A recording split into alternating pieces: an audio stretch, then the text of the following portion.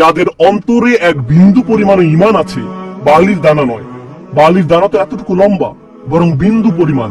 খারদালা মানে সরিষার দানা, অতি ক্ষুদ্র বিন্দুর মতো। আর যখন আল্লাহ বলছেন এর ওজনের মতো, বর্তমানে আমাদের কাছে ডিজিটাল ওজন মাপার যন্ত্র আছে। আগের দিনে পাল্লা ছিল, তাই আপনি যখন এক মুষ্টি চাল এক পাল্লা রাখতেন সেটা হয়তো তেমন একটা ঝুঁকতো না। যদি একটু বেশি করে চাল রাখতেন তখন একটু ঝুঁকতো। এখন ডিজিটাল ওজন মাপার যন্ত্র দিয়ে গ্রাম, কিলোগ্রাম মাপা হয়। এমনকি সামান্য কয়েক দানা রাখলেও যন্ত্রের স্ক্রিনে ভেসে উঠে 0.001 গ্রাম। এখন শুধু একটি চাল রেখে দেখুন বা একটি সরিষার দানা রেখে দেখুন স্ক্রিনে কিছু ভেসে ওঠে কিনা। কিছুই হয় না, কিছুই হয় না। আর আল্লাহ বলছেন, আমি তোমার সুপারিশের কারণে, রাসূলুল্লাহ সাল্লাল্লাহু আলাইহি সাল্লামের দোয়ার কারণে এমন মানুষদেরকেও মুক্তি দিব যাদের ঈমান এমনকি এই দুনিয়ায় মাপা যায় না, এই দুনিয়ায় মাপা যায় না।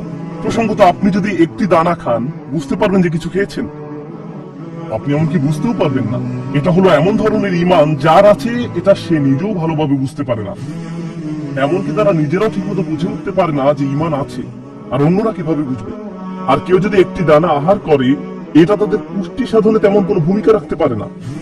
এটা শরীরের জন্য যথেষ্ট পরিমাণের খাবার নয়। ঠিক তেমনি যার সরিষার দানা পরিমাণ ঈমান ছিল, সেই ঈমানও একটি ভালো জীবন অতিবাহিত করার জন্য তা যথেষ্ট ছিল না। কিন্তু তাদের অন্তরের কোনো এক জায়গায় একটি ঈমানের বাস ছিল। আল্লাহ বলছেন, তুমি এমন যাদেরকে পাও তাদেরকেও বের করে নিয়ে আসো। ফাখরিজহু ফাআনতালিক, আমি যাব এবং তাই করব। আর এটা বিশাল এক জনগোষ্ঠী যারা আল্লাহর কাছ থেকে দূরে সরেছিল। তাদের ভেতরে একেবারে ক্ষুদ্র কিছু ঈমান ছিল। এরপর তো আর কিছু নেই মনে হচ্ছে, ঘটনা শেষ। কিন্তু রাসূলুল্লাহ সাল্লাল্লাহু আলাইহি সাল্লাম এখানেই থেমে যাননি। ফাআহমাদাহু বিতিলকাল মাহামিদ সুম্মা আখিরু লাহু সাজিদান, তিনি এখানেই থেমে যাননি, তিনি আবারও ফিরে যাবেন। এবং আমি সেসব প্রশংসা বাক্য দিয়ে আল্লাহর প্রশংসা করব এবং আবারও সিজদায় পড়ে যাব। ফায়াকুলু ইয়া মুহাম্মদ ইরফা রাসাকা, আমাকে বলা হবে, হে মুহাম্মদ মাথা উঠাও। ওয়াকুল ইসমা লাকা, বলো তোমার কথা শোনা হবে। ওয়াসাল তু'তা, চাও দেয়া হবে। আল্লাহ আযজা ওয়া জাল্লা সহজেই বলতে পারতেন, তুমি তো ইতিমধ্যে চেয়েছো এবং তোমাকে দেয়া হয়েছে।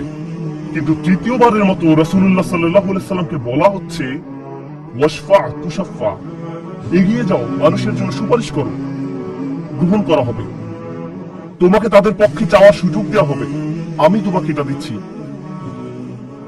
ফাআকুলু ইয়া রাব উম্মতি উম্মতি, আমার উম্মত আমার উম্মত। এখন চলুন এখানে একটু থামি। যদি আপনি এই সুযোগ পেতেন, আল্লাহ যদি আপনাকে বলতেন তুমি যা চাও তাই পাবে, তুমি চাও দেওয়া হবে, যা কিছুই তুমি চাও না কেন, আমাদের বিশাল একটা লিস্ট আছে, একটা লিস্ট আছে। রাসূলুল্লাহ সাল্লাল্লাহু আলাইহি সাল্লামকে এই সুযোগ কয়বার দেওয়া হয়েছে? 3 বার। কত মিলিয়ন মানুষকে ইতিমধ্যে রক্ষা করা হয়েছে। তৃতীয়বার তো তিনি নিজের জন্য কিছু চাইতে পারতেন। আমরা তো মানুষ, আল্লাহ যদি বলেন চাও আমি দিব, আর এই মানুষটি আল্লাহর সামনে দাঁড়িয়ে আছেন আর তাকে বলা হচ্ছে, কিন্তু তারপরেও তার জিহ্বায় উম্মাহ, উম্মতি উম্মতি। তো আল্লাহ বলবেন, ফায়াকুলু ইনতালিক, সামনে এগিয়ে যাও। ফাখরিজ মান কানা ফি কলবিহি আদনা আদনা আদনা মিসকাল হাববাতিন খারদালিন মিন ঈমান, যাও সামনে এগিয়ে যাও এবং এমন প্রত্যেক ব্যক্তিকে বের করে আনো যার একটি সরিষার অতি ক্ষুদ্র অতি ক্ষুদ্র অতি ক্ষুদ্র অংশ পরিমাণ ঈমান আছে। এত ক্ষুদ্র বিন্দু যাকে আপনারা হয়তো মাইক্রোস্কোপিক বলবেন, যদি তাদের এক অ্যাটম বা এক সাব অ্যাটমিক কণার পরিমাণ ঈমান থাকে, এই পৃথিবীতে যা দেখা, শোনা বা উপলব্ধি করা সম্ভব নয়। যদি তাদের গভীর অবচেতন মনের কোথাও কণা পরিমাণ ঈমান থাকে, যদি তাদের ততটুকু ঈমান থাকে, এগিয়ে যাও এবং তাদের বের করে নিয়ে আসো। যদি তাদের অন্তরে এতটুকু ঈমান থাকে, তো আল্লাহ রাসূলুল্লাহ সাল্লাল্লাহু আলাইহি সাল্লামকে বলবেন, ফাখরিজহু মিনান নার, তাদেরকে আগুন থেকে বের করে আনো। কথাটা মনোযোগ দিয়ে শুনুন, তাদেরকে কোথা থেকে বের করে আনো? আগুন থেকে। অর্থাৎ কিছু মানুষ ইতোমধ্যে জাহান্নামে পতিত হয়ে গেছে। অনেক মানুষ এই হাদিস পড়ে মনে করে আমরা জাহান্নাম থেকে মুক্তি পেয়ে যাব, আগুন আমাদের স্পর্শ করবে না। কিন্তু হাদিস এই কথা বলছে না। রাসূলুল্লাহ সাল্লাল্লাহু আলাইহি সাল্লাম আল্লাহর কাছে কাকুতি মিনতি করছেন, আর এই দিনটি হবে 50,000 বছর লম্বা। অনেক মানুষের বিচার ইতোমধ্যে হয়ে গেছে।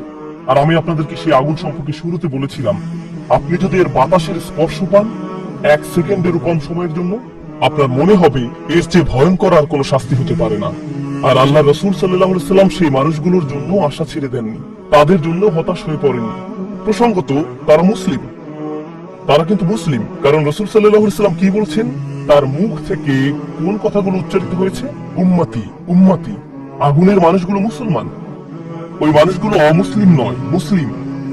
তো রাসূল সাল্লাল্লাহু আলাইহি ওয়াসাল্লাম বলেন, ফাআনতালিকু ফাআফআল, আমি যাব এবং সেটাই করব।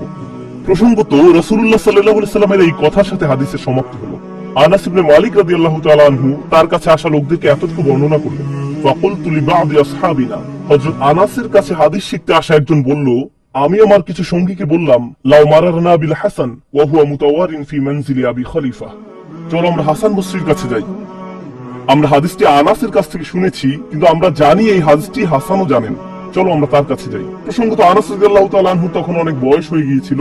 এই হাদিসে কতবার রাসূল সাল্লাল্লাহু আলাইহি ওয়াসাল্লাম আল্লাহর কাছে গেলেন? 3 বার।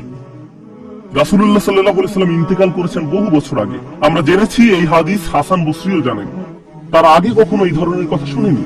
খুবই আশ্চর্যজনক কথা। এজন্য তারা ব্যাপারটা যাচাই করতে চাচ্ছিলেন যে দেখা যাক হাসান বসরিও একই হাদিস বর্ণনা করেন কিনা। তারা শুনেছে হাসান বসরি বাস করেন আবু খলিফার বাড়ির পেছনের একটি ঘরে, তাই তারা হাসান বসরিকে খুঁজতে লাগলো। তারা তাকে খুঁজে পেলেন। হাদদাসানা আনাস ইবনে মালিক ফাআতাইনাহু ফাসাল্লামনা আলাইহি, তো আমরা তার কাছে এলাম এবং তাকে সালাম দিলাম। ফাআদিনা লানা, তিনি আমাদেরকে প্রবেশের অনুমতি দিলেন। ফাকুলনা লাহু ইয়া আবা সাঈদ, আমরা তাকে বললাম, হে সাঈদের পিতা, জিনাকা মিন ইনদি আখিকা আনাস ইবনে মালিক, আমরা আপনারই ভাই আনাস ইবনে মালিকের নিকট হতে আপনার কাছে আসলাম। ওয়ালাম নারা মিসলা মা হাদদাসানা ফি শাফাআত, শাফাআত বিষয়ে তিনি যেমন বর্ণনা দিয়েছেন তেমনটা বর্ণনা করতে আমরা আর কাউকে দেখিনি। ফাকালা হি, তিনি বললেন, হ্যাঁ তোমরা তো জানো। ফাহাদদাসনাহু বিল হাদিস, আমার কাছে সেটি বর্ণনা করো, দেখি তোমরা আনাসের কাছ থেকে কি শুনেছো। তো তারা তার নিকট সম্পূর্ণ হাদিসটি বর্ণনা করে শোনালেন। ফাআনতাহা ইলা হাযাল মাওদি', আমরা এই পর্যন্ত অর্থাৎ 3 বার রাসূল সাল্লাল্লাহু আলাইহি ওয়াসাল্লামের সুপারিশের কথা বলে শেষ করলাম। ফাকালা হি, তিনি বললেন আরো বর্ণনা করো। ফাকুলনা লাম ইয়াজিদ লানা আলা হাযা, আমরা বললাম তিনি তো এর অধিক আমাদের কাছে বর্ণনা করেননি, আমাদেরকে এতটুকুই বলেছেন। এখন হাসান কথা বলছেন, লাকাদ হাদদাসানি ওয়া হুয়া জামিউ মুনযু 20 সানাতান, তিনি অর্থাৎ আনাস আমার কাছে এই হাদিস বর্ণনা করেছেন যখন তিনি তখন যুবক ছিলেন, 20 বছর আগে। কত বছর আগে? 20 বছর আগে। আমি নিশ্চিত না তিনি কি বাকিটুকু ভুলে গেলেন, নাকি তিনি তোমাদেরকে বাকিটুকু বলেননি কারণ তাহলে তোমরা অলস হয়ে পড়বে। ফালা আদরি আনাসি আম কারিহা আন তাত্তাকিলু, তিনি এরপর বললেন এই হাদিসের চতুর্থ একটি অংশ আছে, আর আমি নিশ্চিত নই তোমাদের বলা উচিত কিনা, কারণ তার এখন বয়স বেশি হয়েছে, তার স্মরণশক্তি ওইভাবে কাজ করছে না। কিন্তু আমার সন্দেহ তিনি তোমাদের বলেননি কারণ তোমরা এতে অলস হয়ে পড়বে। তারা বলল, ইয়া আবা সাঈদ হাদদাসানা, আপনি কি আমাদেরকে এটা বলতে পারেন? আমরা আসলে জানতে চাই। ফাদাহিকা, তিনি হাসতে শুরু করলেন। ফাকালা খুলিকাল ইনসানু আজুলা, তিনি কোরআনের একটি আয়াত উল্লেখ করে বললেন, মানুষকে সৃষ্টি করা হয়েছে তাড়াহুড়া প্রবণ করে।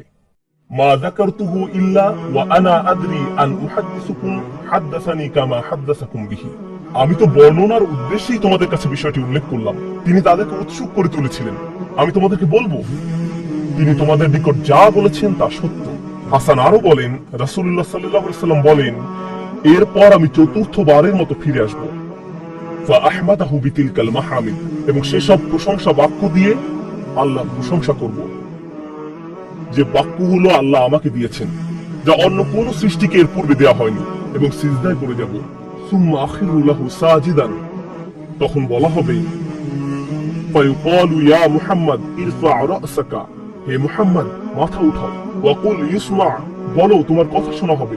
ওয়াসাল তু'তা, চাও দেয়া হবে। ওয়াশফা তুশাফা, শাফায়াত করো গ্রহণ করা হবে। এই সময়ে এসে এতটুকুর চেয়ে ছোট ঈমানও আর অবশিষ্ট নেই। সকল সম্ভাব্য ঈমানওয়ালাদের মুক্তি হয়ে গেছে। আদনা আদনা আদনা মিসকাল হাব্বা, সবাই মুক্তি পেয়ে গেছে। ফাআকুলু ইয়া রাব ইযন লি ফি মান ক্বালা লা ইলাহা ইল্লাল্লাহ, এখন রাসূলুল্লাহ সাল্লাল্লাহু আলাইহি ওয়াসাল্লাম বলেননি উম্মতি, এইবার তিনি উম্মতি বলেননি, তিনি বলছেন, হে আমার প্রতিপালক, আমাদেরকে তাদের সম্পর্কে শাফায়াত করার অনুমতি দান করুন যারা বলেছে লা ইলাহা ইল্লাল্লাহ, যে এমনকি এই কথা বলেছে। আচ্ছা ঠিক আছে, আমার মনে হয় একজন সৃষ্টিকর্তা আছেন। একটি কলেজ ক্যাম্প